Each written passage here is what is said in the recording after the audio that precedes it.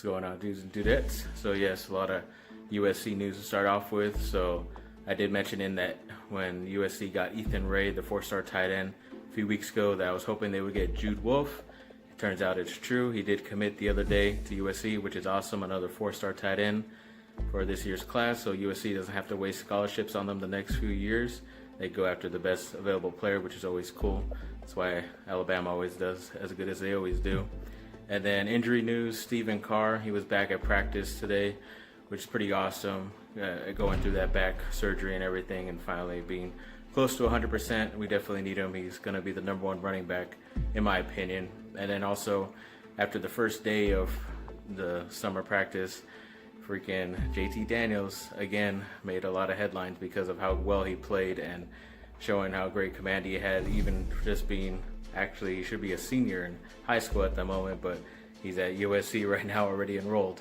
So who knows? I mean, I believe it's still Matt Fink's job to lose because I think that's where Clay Helton's going to lean on to, unless JT Daniels just totally blows him out the water, which kind of seems like how it's leaning towards. But we'll see how this goes. I've been championing for JT Daniels, so as long as they go to him first game instead of waiting for a couple games to go into it like Sam Darnold, because then by then the season will already be gone.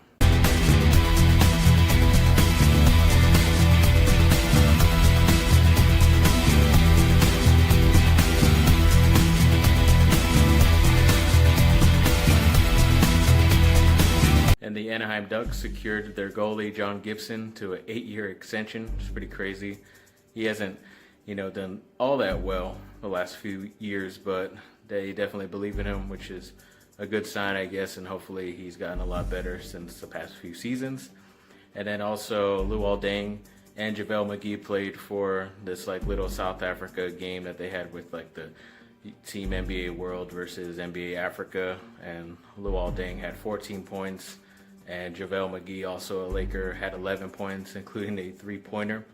But I don't know, people are blowing out oh, he should be playing, and then he made news before the game that he doesn't know why the Lakers aren't playing him because he wants to play and he should be traded if he's going to get another opportunity, because he doesn't seem like he's going to get it with the Lakers. But, I mean, about half those points that he was getting, they were pretty easy layups. It almost seemed like a all-star game out there, those type of layups and dunks he got. But still show some hustle. You never know what can happen. You can probably get 15, 20 minutes, maybe 10 to 15, and if we're being really honest, but we'll see how that goes.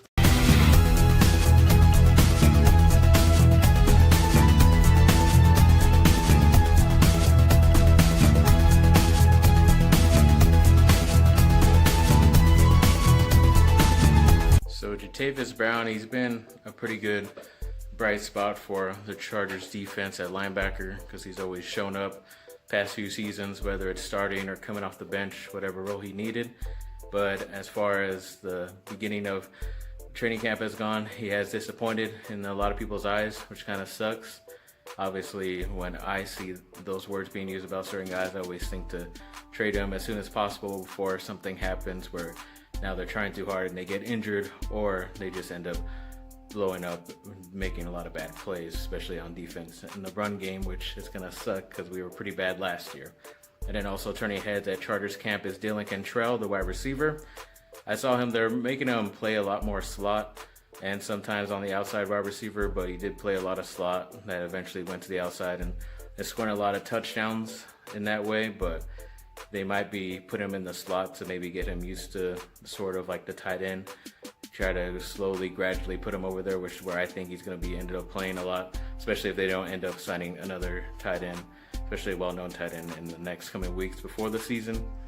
Then also, this whole Ohio State thing has been dominating college football news the past week. It just sucks that something like that, like domestic violence, still goes on. And from hearing the story from the woman involved, the head coach, and I think even his attorney at the time, when they're at another school, told her to maybe they could keep this under, not in the public, just so they can be able to not get her husband fired or ex-husband at the time fired. It's just this whole complicated story, and it just continued to happen over and over again, which is, dudes, I don't know why you continue to do that. You should just let go when a woman says and just get over it. And there's plenty of fish in the sea. That's all I can tell you. but I'm pretty sure Ohio State's not going to get trampled when it comes to scholarships or getting things taken away like how USC was, when all they did was probably have a few people that weren't involved with USC give money to players, and then just what recently happened in Louisville. I mean, yeah, they got their championship taken away at Louisville because they did something similar, but they also didn't get any scholarships taken away, which is what killed USC for those 5 years. And you know, I'm sure Louisville's going to be all right as long as they don't screw it up even more. I'm pretty sure Ohio State's going to be all right just because the amount of good talent they have right now at the school, whether they keep that head coach Urban Meyer or not. But just want to give my 2 cents on that. Of course, they're not going to come down. The NCAA isn't going to come down on him as hard as they did USC, but that's just USC. That's what we got to do. Woo-hoo. So let's go, people. Like and subscribe. Comment down below. Let me know what y'all think, and have a great rest of your day.